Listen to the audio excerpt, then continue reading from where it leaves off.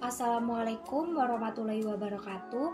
Perkenalkan, nama saya Yuliana Putri Hapsari dengan NIM K7621126 dari kelas D Pendidikan Ekonomi angkatan tahun 2021.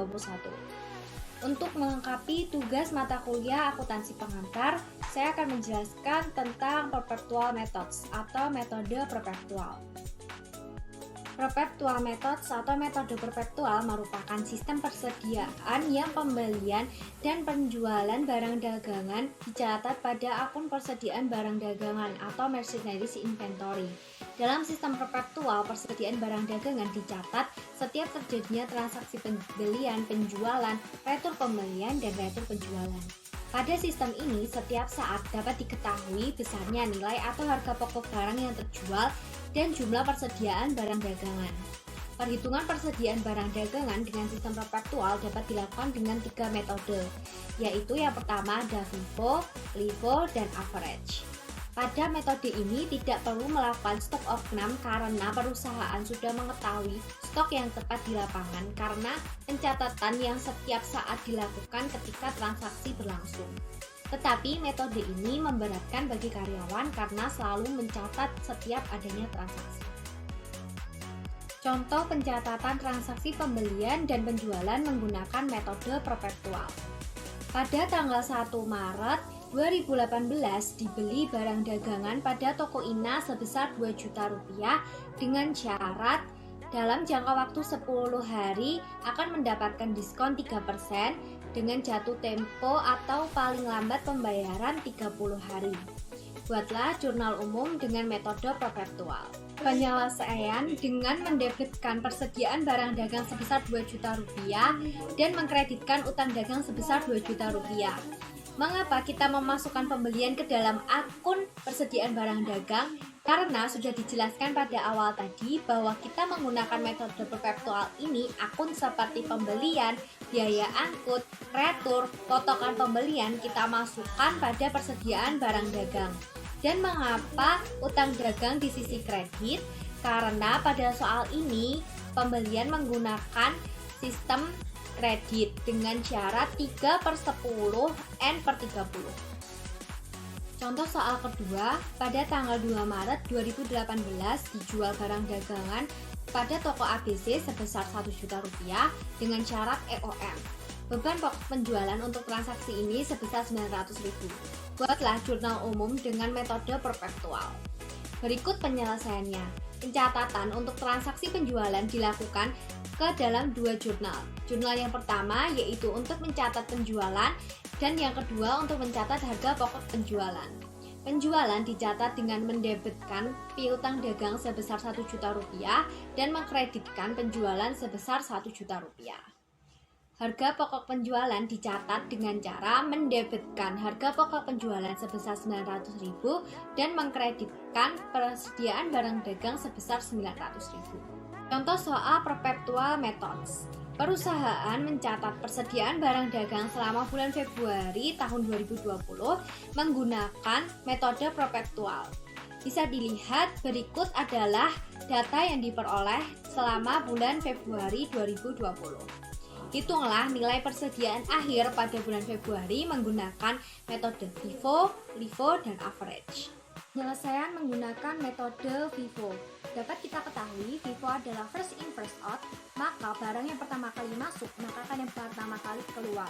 Nah, kita melihat pada transaksi pertama pada tanggal 2 Februari, kita melakukan persediaan awal sebesar 300 unit dengan harga satuan 5.000. Jumlahnya adalah 1.500.000. 1.500.000 diperoleh dari 5.000 dikali dengan 300 unit.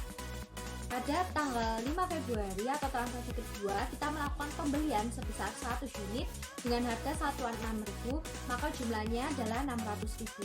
Kita menulis kepersediaan yang tadi, persediaan awal tadi 300 dengan harga satuan 5.000 dan kita tulis yang 100 unit dengan harga satuan 6.000. Pada tanggal 7 Februari kita melakukan penjualan sebesar 150 unit. Nah, ingat kita akan menggunakan metode FIFO, first in first out. Kita ambil harga satuan atau harga pokok penjualannya dari yang barang pertama kali masuk, dari yang 300 unit itu dengan harga satuan 5.000. Jadi 150 itu kita menggunakan harga pokok penjualan yang satuannya adalah 5.000.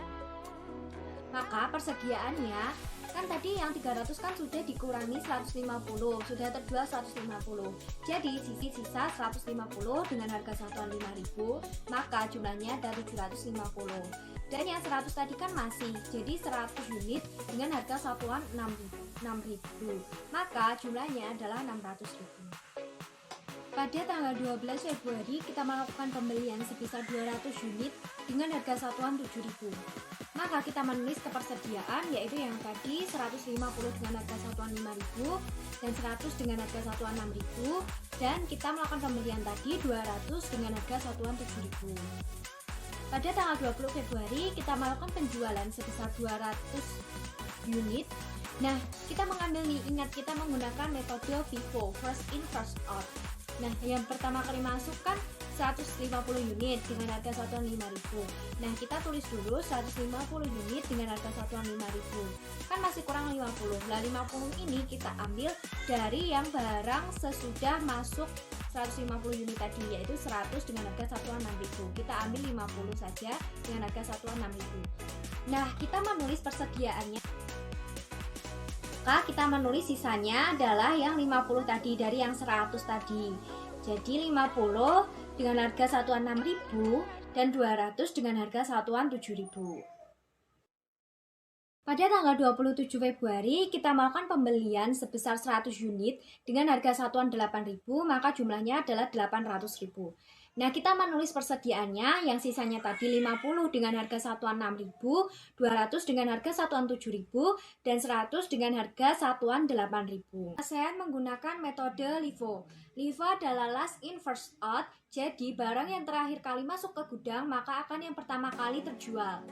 Nah, pada tanggal 2 Februari kita melakukan persediaan awal sebesar 300 dengan harga satuan 5.000, jumlahnya adalah 1.500.000. Nah, pada tanggal 5 Februari kita melakukan pembelian sebesar 100 unit dengan harga satuan 6.000, maka kita menulis persediaannya 100 dengan harga 5.000 dan yang 100 dengan harga 6.000 karena harganya berbeda kita sendirikan. Pada tanggal 7 Februari kita melakukan penjualan sebesar 150 unit. Pada metode LIFO ini kita mengambil barangnya dari yang terakhir kali masuk ke gudang. Terakhir kali masuk ke gudang kan ada 100 unit dengan harga satuan 6.000. Jadi kita mengambil yang 100 unit dengan harga satuan 6.000 dan yang 50 kita ambil yaitu yang 300 dengan harga satuan 5.000. Kita ambil 50 saja dengan harga satuan 5.000. Menulis persediaannya yaitu 250 dengan harga 5.000. Pada tanggal 12 Februari kita melakukan pembelian sebesar 200 unit dengan harga satuan 7.000. Nah, kita menulis persediaannya yang tadi sisanya 250 dengan harga satuan 5.000.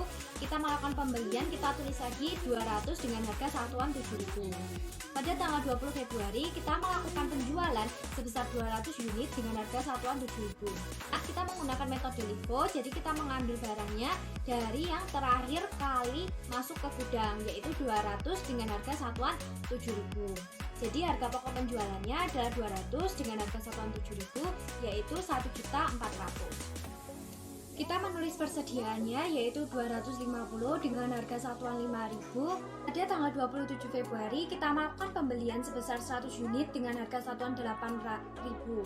Nah, maka kita menulis persediaannya adalah sisanya yang tadi 250 dengan harga satuan 5.000 dan kita menulis pembelian yang tadi 100 dengan harga satuan 8.000. Penyelesaian menggunakan metode average. Berbeda dengan metode LIFO dan FIFO tadi, kalau di average ini kita harus menentukan harga pokok penjualannya setiap saat.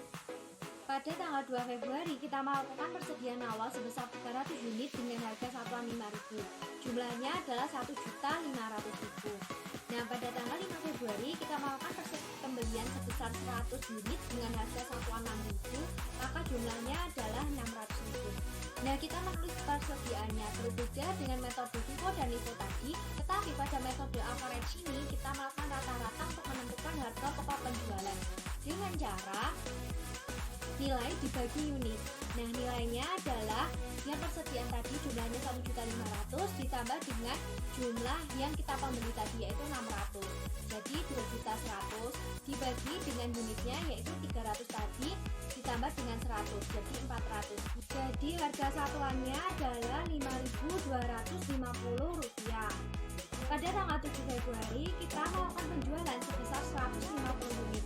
Pada metode average ini kita tinggal ambil saja karena sudah di rata-rata, yaitu kita ambil yang 400 unit ini dengan harga satuan Rp5.250. Jadi 150 unit dengan harga satuan Rp5.250. Bertemu jumlahnya yaitu Rp787.500. Kita menulis persediaannya adalah sisa dari 400 dikurangi penjualan 150 yaitu 250. Dengan harga satuan masih sama Rp5.250.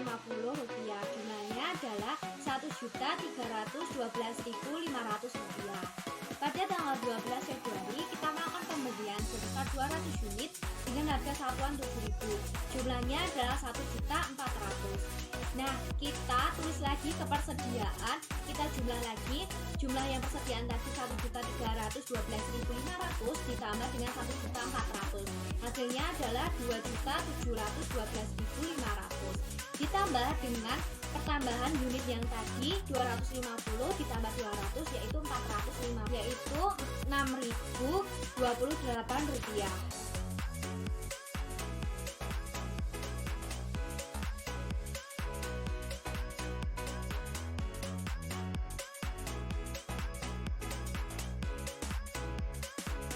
Tanggal 20 kita melakukan penjualan sebesar 200 unit dengan harga satuan Rp6.028. Sisa persediaannya adalah 250.